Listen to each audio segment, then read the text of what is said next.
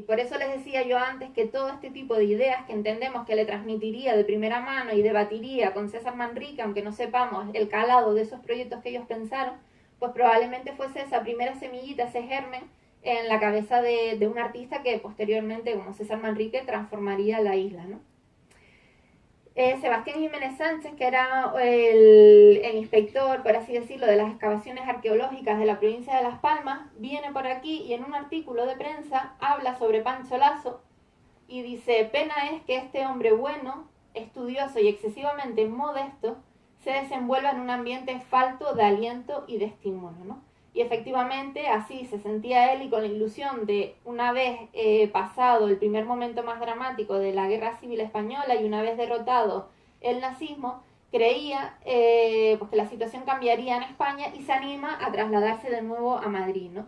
Llega en 1947 y por eso he denominado este periodo como oscuridad, pero después un renacimiento, ¿no?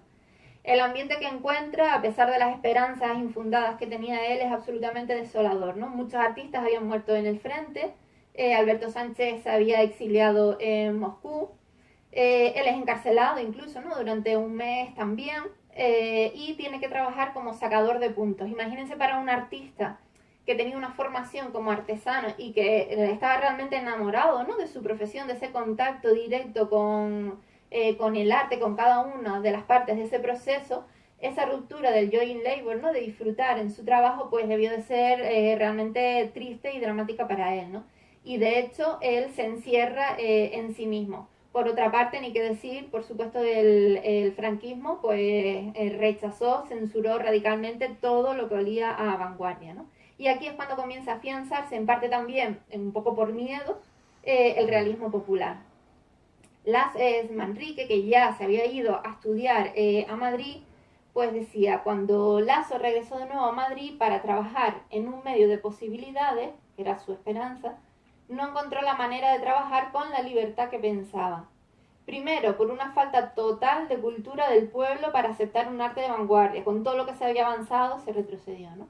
Y segundo, por unas determinadas características de su timidez y su introvertida personalidad, que le inducían a encerrarse en su propio mundo, ¿no? Así tuvo que realizar con gran esfuerzo una serie de comerciales trabajos de mediocres escultores. Ahora me tocaba a mí alentar a Pancho para que saliera de su mutismo, para que luchara hasta mostrar sus originales trabajos a las pocas galerías de arte que había en ese momento en Madrid. Posiblemente su gran timidez y su introvertido carácter le hacían difícil enfrentarse con esa realidad necesaria. Así que estuvo durante un periodo de tiempo, aunque participó en alguna exposición, como en 1951, realmente estuvo bastante recluido, fue como un exilio interior, ¿no? Hasta que en los años 60 resurge de nuevo el arte de la medalla, que había tenido un gran vigor en la antigüedad clásica, después en el Renacimiento, y vuelve a surgir con fuerza en esta época. Surge la Sociedad Española de Amigos de la Medalla y otra europea, la FIDEM, y sobre todo la Fábrica de la Moneda de Madrid y su museo daban incentivos económicos a los artistas y los ayudaban, digamos, a financiar. Imagínense, este artista Pancho Lasso, con ese carácter artesanal y demás, y que encima tenía una serie de incentivos económicos, pues se volcó de lleno y realmente dio unos frutos sorprendentes. Diversas revistas europeas hicieron eco de toda esa obra que él estaba haciendo y expone por muchísimos países de Europa, llevando los paisajes y las gentes, que son la temática de su obra, por toda Europa. Estas son algunas de las medallas que él realiza. Fíjense siempre, ¿no? El paisaje de Lanzarote, pues la pesca, el paisaje humano y el natural.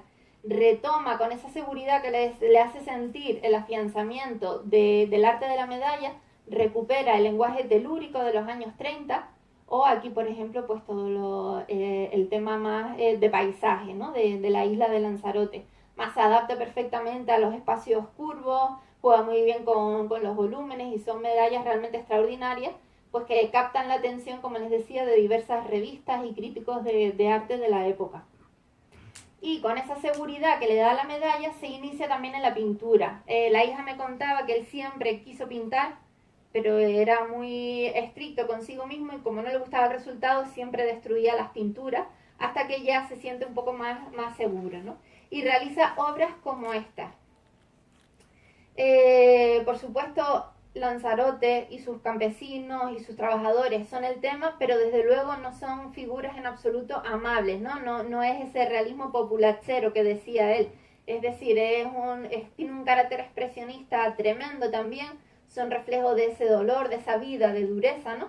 Fíjense como decía Venancio Sánchez Marín, decía, son representaciones de hombres y mujeres a los que una vida de trabajo penoso ha dotado de rasgos casi indiferenciados.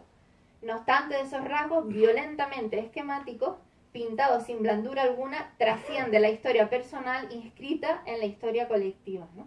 Y realmente aquí vamos a ver otros ejemplos, son un canto al pueblo, como decía Valeriano Bozal, ¿no? Estas figuras de las mujeres sobre todo, ¿no? Esos rostros tremendos de una vida absolutamente dura de trabajo. Y también realizará muchísimos dibujos, muchos de ellos con esas tierras de Lanzarote mezcladas con acuarelas, en las que retrata casi todos los elementos del paisaje de Lanzarote que él tanto admiraba y los que veía esas cualidades plásticas que tanto le interesaban. En 1965 gana el primer premio de la Feria Internacional del Campo con esta familia campesina, y digamos que poco a poco eso hace ponerlo en valor de nuevo en su tierra natal, ¿no? Aparte del éxito que estaba cosechando con la medalla, hace, digamos, que en Lanzarote se vuelvan a acordar de él después de tanto tiempo. Por eso se le encarga la escultura del médico don José Molina Orosa, que lo podemos ver al comienzo de la calle Fajardo, e incluso se empieza a prepararle una exposición por fin antológica en 1973 en el Gran Hotel. Él decía que su sueño de siempre era tener un pequeño museíto en su isla natal para que su arte pudiera estar al servicio de la isla de Lanzarote, de todos sus habitantes, ¿no? Sin embargo, por desgracia, la exposición se inaugura en junio y él fallece en febrero, ¿no? A comienzos de año, con lo cual no pudo llegar a verla. En enero, perdón, del 73. El reconocimiento de la crítica, pues ya les decía, ¿no? Lo hemos estado viendo durante toda esta charla. Escaso reconocimiento hasta fechas recientes. Por un lado, como decía el propio Manrique, pues por su carácter humilde e introvertido, era reacio a la exhibición pública. Gran parte de su obra surrealista desapareció por estar hecha en materiales muy débiles como el barro o la escayola, aunque se conservan muchas fotografías, dibujos y demás.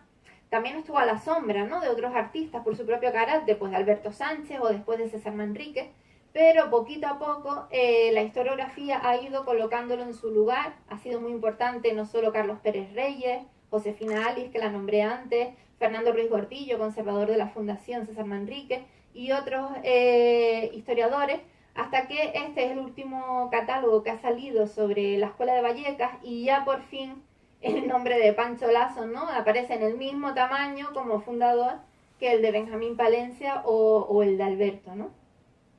Y fundamental para el conocimiento al menos de su figura, que nos suene el nombre, ¿no?, de alguna manera, eso se lo debemos al pintor y profesor Santiago Alemán, que en el curso de 86-87, cuando era director de la Escuela de Artes y Oficios, pues decidió ponerle el nombre a esa escuela de Pancho Lasso, y gracias a eso, al menos hoy, pues nos suena su nombre a través de esa denominación de la escuela, ¿no?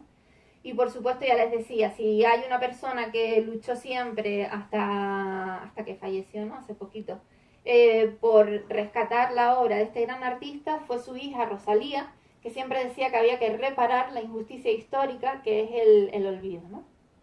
Y bueno, la relevancia, como he intentado transmitirles, fue fundamental, ¿no?, desde el plano nacional, por esa vinculación primero a los ibéricos con su etapa neocubista y sobre todo con la poética de Vallecas, y posterior a la guerra en torno al realismo. Hubo muchos otros artistas también que desarrollaron el realismo popular.